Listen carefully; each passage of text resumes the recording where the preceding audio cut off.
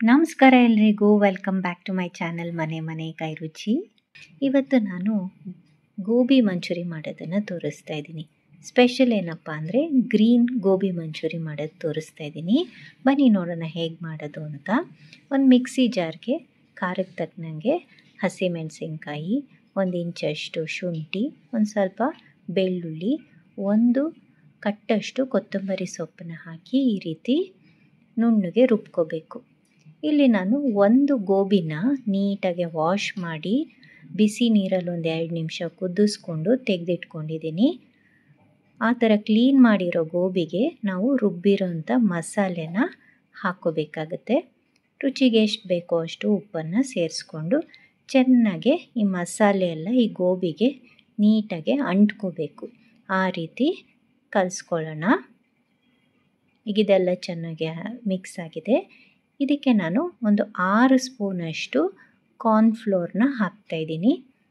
ನಾನು ಕಾರ್ನ್ಫ್ಲೋರು ಮುಂದಾಗೆ ಹಾಕ್ತೀನಿ. ಹಾಗೆಯೇ 3 ಸ್ಪೂನಷ್ಟು ಮೈದಾನ ಹಾಕ್ತಿದ್ದೀನಿ ಮತ್ತು 2 ಸ್ಪೂನಷ್ಟು ಅಕ್ಕಿ ಹಿಟ್ಟನ್ನು ಹಾಕೋತಾ ಇದ್ದೀನಿ. ಇದಕ್ಕೆ 1 ಸ್ಪೂನಷ್ಟು ವಿನೆಗರ್, ಕುಕ್ಕಿಂಗ್ ವಿನೆಗರ್ನ ಹಾಕೋಬೇಕಾಗತ್ತೆ. ಈಗ ಈ ಹಿಟ್ಟು ಗೋಬಿ ಎಲ್ಲ ಚೆನ್ನಾಗಿ ಹೊಂದ್ಕೊಳ್ಳೋ ರೀತಿ ಈ ರೀತಿ ಮಿಕ್ಸ್ ಮಾಡ್ಕೋಬೇಕಾಗತ್ತೆ. ಈಗ ಎಣ್ಣೆನೂ ಕಾಯಕ್ಕೆ ಇಟ್ಕೊಂಡಿದ್ದೀನಿ. ನಾವು ಮಿಕ್ಸ್ ಮಾಡ್ಕೊಂಡಿದ್ದಂಥ ಗೋಬಿನ ಇದಕ್ಕೆ ಹಾಕಿ ಕ್ರಿಸ್ಪ್ ಆಗೋವರೆಗೂ ಕರಿಬೇಕಾಗತ್ತೆ. ಆದಷ್ಟು ಲೋ ಫ್ಲೇಮಲ್ಲಿ ಇದನ್ನು ಫ್ರೈ ಮಾಡ್ಕೊಳ್ಳೋಣ. ಗೋಬಿನೂ ಚೆನ್ನಾಗಿ ಬೆಂದು ಆ ಹಿಟ್ಟುಗಳನ್ನ ನಾವೇನು ಹಾಕಿದ್ದೀವಿ ಅದೆಲ್ಲ ಚೆನ್ನಾಗಿ ಕ್ರಿಸ್ಪ್ ಆಗಬೇಕು. ಆ ರೀತಿ ಫ್ರೈ ಮಾಡ್ಕೋಬೇಕು.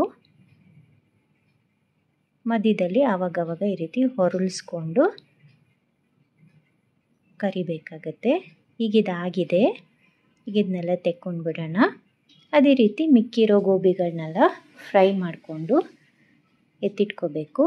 ಈಗ ಇನ್ನೊಂದು ಪ್ಯಾನ್ಗೆ 2 ಸ್ಪೂನ್ ಎಣ್ಣೆ ಹಾಕಿ ಸಣ್ಣದಾಗಿ ಹೆಚ್ಚಿರೋಂಥ ಬೆಳ್ಳುಳ್ಳಿ, ಹಸಿಮೆಣಸಿನ್ಕಾಯಿನ ಹಾಕ್ತಾಯಿದ್ದೀನಿ. 2 ರಿಂದ 3 ಸ್ಪೂನಷ್ಟು ಗ್ರೀನ್ ಚಿಲ್ಲಿ ಸಾಸ್ನ ಹಾಕ್ತಾಯಿದ್ದೀನಿ.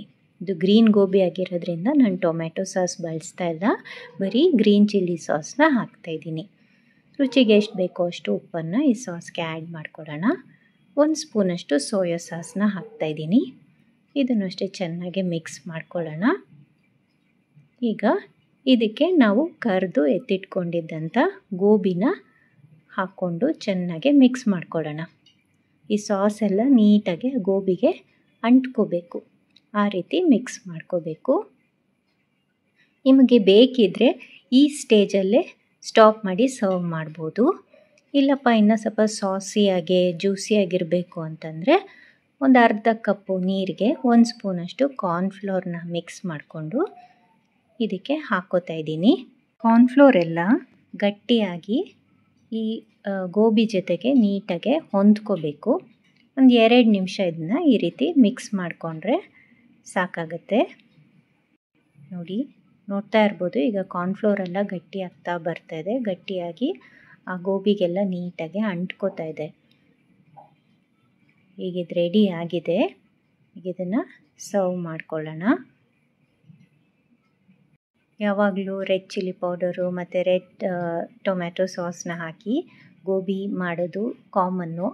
ಅದು ತಿಂದು ಬೋರ್ ಆಗಿದ್ದರೆ ಈ ರೀತಿ ಒಂದ್ಸಲ ಖಂಡಿತ ಟ್ರೈ ಮಾಡಿ. ತುಂಬಾ ರುಚಿಯಾಗಿ ಬರುತ್ತೆ ಇದು.